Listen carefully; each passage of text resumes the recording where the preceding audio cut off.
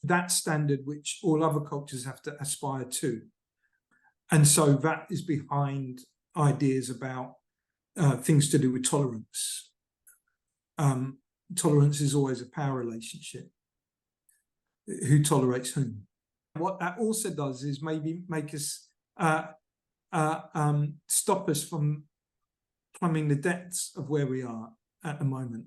And it's not an origin story, but it is a story about what we think is distinct or not about Europe. Maybe one of the first times that the question of whether a commercial relationship undermined virtue was not in the Scots in the 1700s, but possibly amongst the Portuguese in the 13 and 1400s, when they,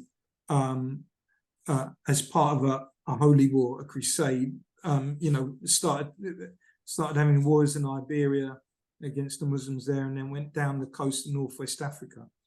And there's a point where the capture of Moors as part of a holy war, which then is part of virtue, starts to shift into a capture of Moors for commercial enrichment.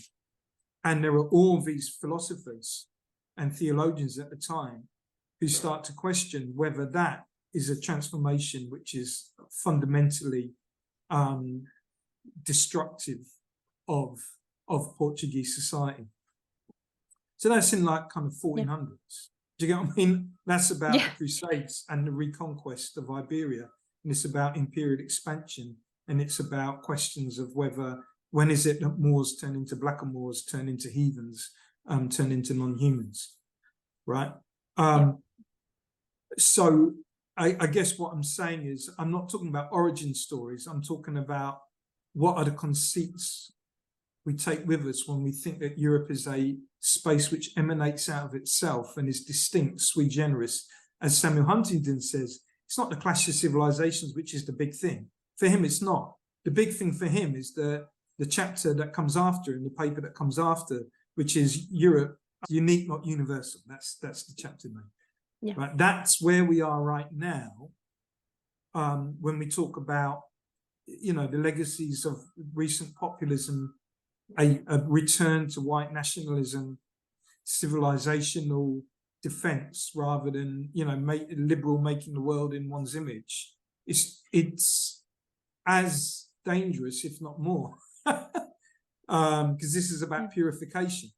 Yeah, I would want to ask you about this for hours, but I don't want to go on for too long. I want to kind of end on all the things that we've been discussing. And a lot of the work that you've done is obviously trying to incorporate race and also imperial colonial relationships into how we think about IR and making them as crucial. And we discussed it a little bit before, but I found it fascinating that you've talked before about the importance of putting IR putting race at the center of the study of IR is not just an issue of morality, but also it's an issue of having using it as a better analytical tool, because kind of taking away the history of colonialism and racial relationships that have characterized so much of our history muddles our understanding of IR and doesn't allow us to have very useful or good analytical tools. And so instead of thinking of race as purely a moral issue, also using it as a helpful analytical tool. Can you explain or talk a little bit about that and how you think about that? I'm writing a paper with a guy called Richard Mass, and Dick's basic point is, let's do our empirics. That's fine. Let's observe. One doesn't even have to read against the grain of the archive. It's very clear that the determinants and the logics of going to war in the First World War and the Second World War were heavily raced. Heavily. One doesn't need to do theoretical or psychoanalytic backflips. It's really clear. His argument is, which are the two historical phenomena which IR theorists of all different persuasions and all different methods use to figure out the causes of war and peace. It's the First World War and the Second World War. Yeah. I mean, it's just so simple. Yeah, it's true. It's true. You're absolutely right. Yeah. It's true. You would think. Yeah. Rich is being too simple. Surely there's something else. Yeah. Yeah, agreed. Well, I think that's a great note to end it on. I want to throw at you one last question. I want to know what your recommendation would be as your favorite latest piece of IR research. Could be an article, a book, or anything that you are reading right now, that you are loving right now, for our listeners. I couldn't really do that, but what I could say is I could think about where you are, the city that you're in. I could think about the scholars which I know have got books on the way, which I think are really exciting. Jenna Marshall at King's has got a book coming out on what they call creolity and international development. It's going to be super, super cool. Lisa Tilley's got a book coming out on ecology, race and coloniality. Nivi Manchanda's got a book coming out. Well, she's going to kill me, actually. It's an article, at least. Well, anyway, she's doing stuff on infrastructure. So is Sherry Blonsky. So I think that there's a lot of really important stuff at the moment in terms of, first, ecology, second, infrastructure, global geopolitics of infrastructure, and then thirdly, different ways in which we think about international organization and global governance as intrinsically about race and coloniality, but also generated from the global south as well, in complex ways. So those I think are, because I think all of them bear kind of witness to where we are in the present.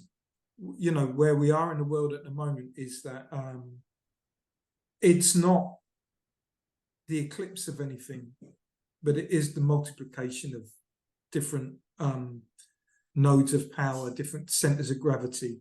And that's going to be with us for some time. Yeah. Amazing. Yeah. Thank you so much. And thank you so much for coming on the podcast. It was great having you.